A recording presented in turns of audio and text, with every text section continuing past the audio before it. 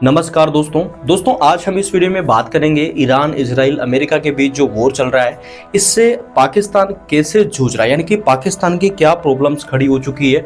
पाकिस्तान तो खत्म होने के कगार पे खड़ा हुआ है, क्योंकि अगर यहाँ से ये वॉर थोड़ा लंबा खिंचता है तो पाकिस्तान डिफॉल्ट जो अर्थव्यवस्था है वो डूब सकती है।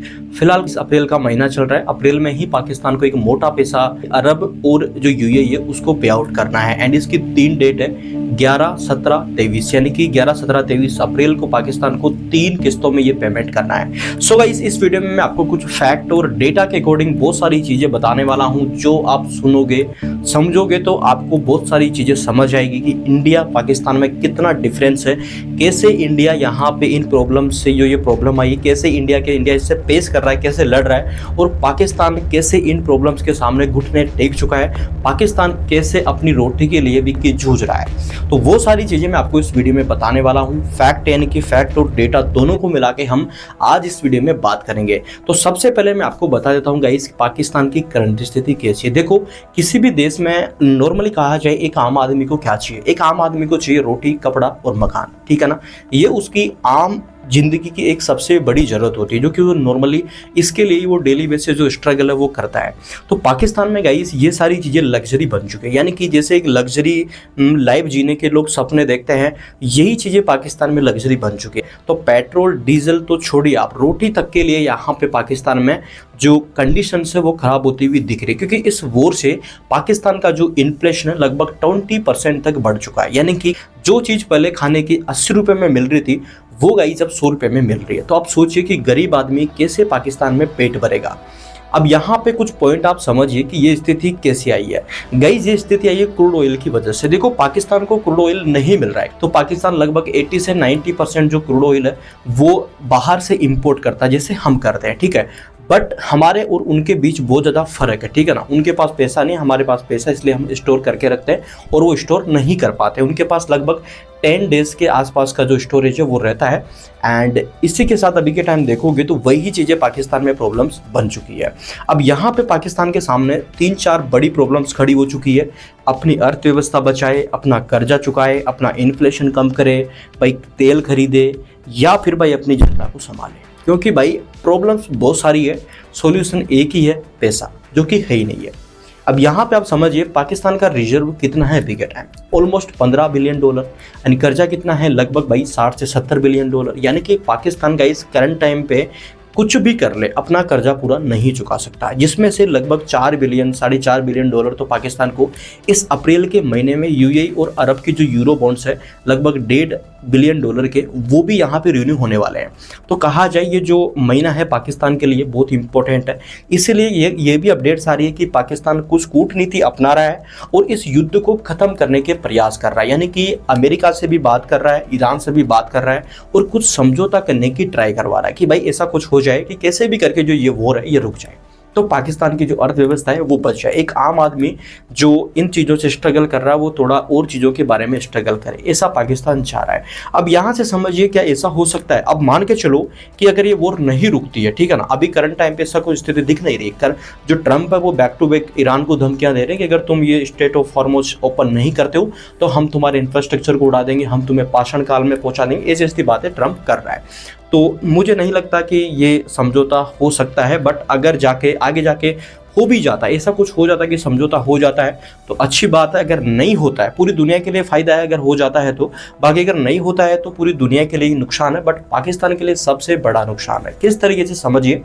देखो पाकिस्तान क्रूड ऑयल अगर पाकिस्तान में मान के चलो नहीं जाता है, पाकिस्तान को क्रूड ऑयल नहीं मिलता है, तो पाकिस्तान क्या करेगा, पाकिस्तान बर्बाद हो सकता है। कैसे, क्योंकि भाई देखो खाने पीने के लिए ट्रांसपोर्ट चाहिए। मान के चलो कोई भी चीज़ यहाँ पे खाने पीने की बन रही है तो इससे मुझे पहुँचाना है 60-100 किलोमीटर दूर, ठीक है, क्योंकि वहाँ पे इसकी जो रिटेल है वो इसको खरीदेगा, इसकी जो ग्राहक है वहाँ पे होगी, ठीक है।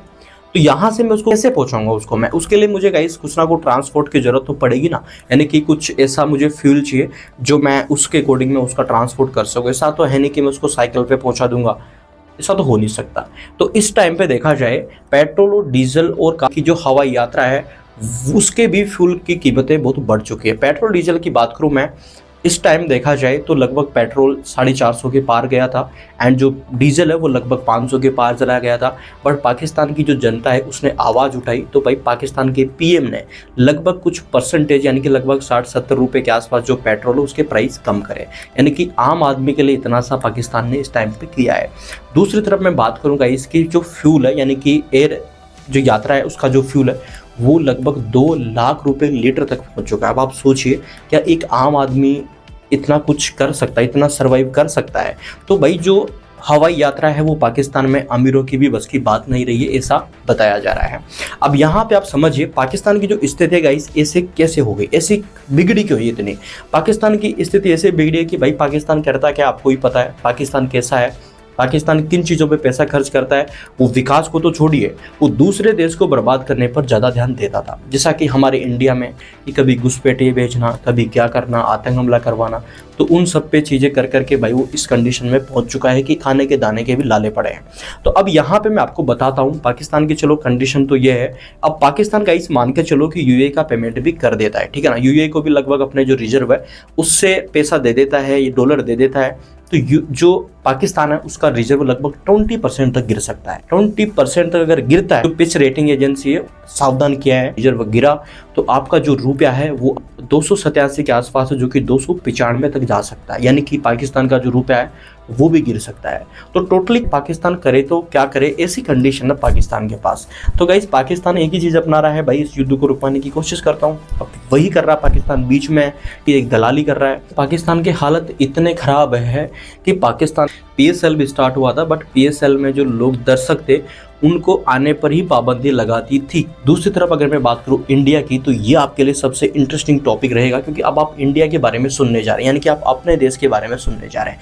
गाइस हमारे पास लगभग 75 दिनों का जो फ्यूल है, पेट्रोल डीजल है, वो रहता है। एंड अभी के टाइम देखा जाए हमारे कुछ स्टेट में थोड़ा बहुत पेट्रोल डीजल का भाव ऊपर नीचे हुआ होगा, पर ज़्यादातर इस पर राज्य है उनमें अभी भी पेट्रोल डीजल का भाव समान है, कोई ज़्यादा उतार चढ़ाव देखने को नहीं मिला है, ठीक है।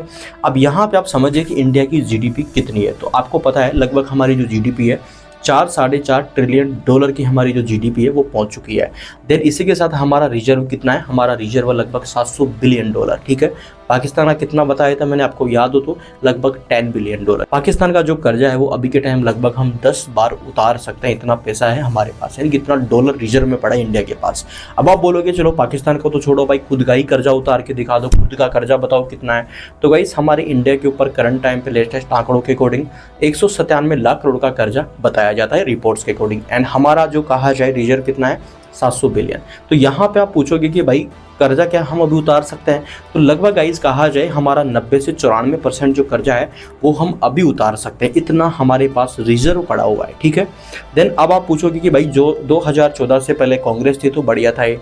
देन मैं आपको बताता हूँ कांग्रेस टाइम से अभी के टाइम 2014 से पहले जीडीपी क्या थी, रिजर्व कितना था, कर्जा कितना था। इन दोनों चीज़ों को मैं थोड़ा 2014 से पहले 2014 से बाद कंपेयर करके आपको बता देता हूँ, ताकि आपको समझ आए कि क्या बदला क्या नहीं बदला, ठीक है। देखो 2014 से पहले हमारी जो जीडीपी थी वो 2 ट्रिलियन की थी, ठीक है। वो अभी के टाइम बढ़ के कितनी हो चुकी है 4-4.5 ट्रिलियन, यानी कि लगभग देखा जाए तो जीडीपी में 120% तक की जो ग्रोथ है वो हमें 2014 के बाद तक देखने को मिली है, जिसमें बीच में सबसे बड़ा पैंडेमिक यानी कि जो कोरोना है वो भी इंडिया ने झेला है। तो उस टाइम कई लोगों को फ्री राशन देना, टीका लगवाना, बहुत सारी चीज़ें हुई। इसके बाद हम बात कर लेते हैं गाइस कर्जे के बारे में। कर्जा है वो है 200 लाख करोड़ के आसपास, ठीक है। एंड ये जो कर्जा है पहले कितना था, ये था पहले 60 लाख करोड़ के आसपास, यानी कि 2014 से पहले जो कर्जा 60 लाख करोड़ वो अभी हो चुका है 200 लाख करोड़ के आसपास। अब ठीक है कर्जा बढ़ा है। इसके बाद बात आती गई हमारे रिजर्व की। रिजर्व कितना था पहले, तो गाइस पहले जो रिजर्व था वो था 300 बिलियन डॉलर, अभी कितना है 700 बिलियन डॉलर। कितनी ग्रोथ है हमारे रिजर्व में, वो है लगभग यहाँ पे 115 से 120% के आसपास। बट मेन पॉइंट यहाँ पे ये आता है कि हम जो कर्जा हमारा बढ़ा है क्या हम उसको उतार सकते हैं। अगर यहाँ पे हमारा कर्जा ही बढ़ता, हमारी जीडीपी नहीं बढ़ती, हमारा रिजर्व नहीं बढ़ता, तो फिर हमारे लिए अभी के टाइम सबसे बड़ी दिक्कत आ सकती थी गाइस। बट फिलहाल देखा जाए इंडिया अच्छे से सर्वाइव कर रहा है, कोई बड़ी दिक्कत आती, इंडिया बहुत ही अच्छे से जो अपनी फॉरेन पॉलिसी है उसका यूज करता है और अच्छे से निकलना जानता है। इस आपको बता दूं मैं कि ये जो प्रॉब्लम्स है ये इंडिया में नहीं है, बाहर भी है। आपको मैं कहूँ तो लगभग जब से वॉर स्टार्ट हुआ है तब से 400 बैरल जो क्रूड ऑयल है वो मार्केट से गायब हो चुका है, ठप हो चुका है। जिसकी पहले सप्लाई बैक टू बैक अच्छे से हो रही थी, वो अब यहाँ पे खत्म हो चुकी है। तो जो इसी वजह से कहा जाए पिछले 1-1.5 महीने में जो क्रूड ऑयल है उसकी कीमतें लगभग 50 से 60% तक इंक्रीज हो चुकी है। एंड तो क्रूड ऑयल गाइस किसी भी देश की अर्थव्यवस्था, ट्रांसपोर्ट, इन सारी चीज़ों में काम आता है। देन फिलहाल जैसे कि मैंने पाकिस्तान का एक एग्जाम्पल दिया, आपको समझाया कि पाकिस्तान में क्या कंडीशंस है, क्रूड ऑयल पाकिस्तान के लिए कितना इंपॉर्टेंट था, किस तरीके से पाकिस्तान की जो महंगाई, इन्फ्लेशन है एंड पाकिस्तान किस वजह से किन किन प्रॉब्लम से जूझ रहा है, वो मैंने आपको बताया। सो गाइस आप मुझे एक चीज़ बताइएगा कि अगर ये युद्ध लंबा चलता है तो क्या रहेगा, क्या पाकिस्तान डिफॉल्ट होने के कगार पे खड़ा हुआ है, कितना इम्पैक्ट पड़ेगा पाकिस्तान पे, किस सकता है, आपके विजहन में क्या है कि ये युद्ध कैसे खत्म हो सकता है। सो गाइस मुझे एक बार कमेंट बॉक्स में जरूर बताना कि आपको वीडियो कैसा लगा, आपके विचार क्या हैं, सो मुझे बताना। सो गाइस हम ऐसे आपको एजुकेशनल वीडियोस प्रोवाइड करवाते रहेंगे। अगर आप चैनल पे नए हैं तो सब्सक्राइब करना मिस मत करिएगा। So thank you for watching guys.